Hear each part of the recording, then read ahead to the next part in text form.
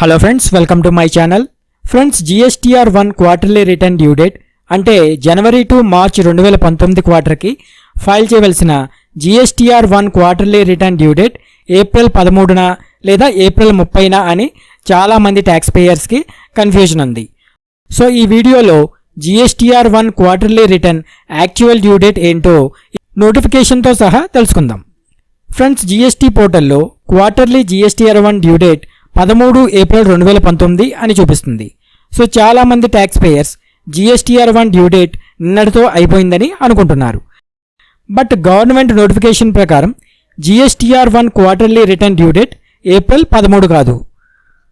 Government GSTR1 due dates కోసం ఒక notification release చేసింది.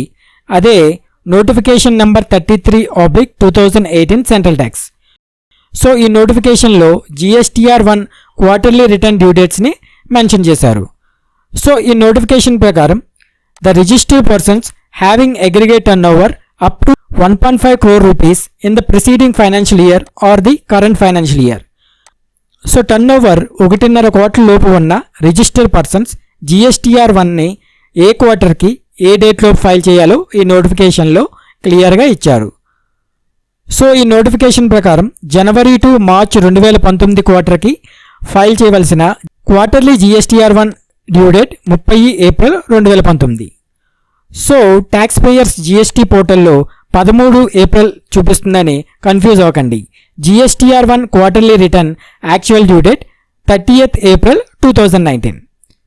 అండ్ మోస్ట్ ఇంపార్టెంట్ థింగ్, మీరు 2017-18 ఫైనాన్షియల్ ఇయర్లో ఏ ఇన్వాయిస్లో అయినా మిస్టేక్స్ చేస్తే వాటిని అమెండ్ చేసుకునేందుకు మీకు ఇదే చివరి అవకాశం. సో మీరు 2017-18లో GSTR1లో ఏవైనా మిస్టేక్స్ చేస్తే వాటిని ఏప్రిల్ 30th లోపు సరిచేసుకోండి. So friends, thanks for watching. Friends, మీకు ఈ వీడియో నచ్చితే తప్పకుండా షేర్ చేయండి, వీడియోని లైక్ చేయండి. This is Kiran. జై హింద్.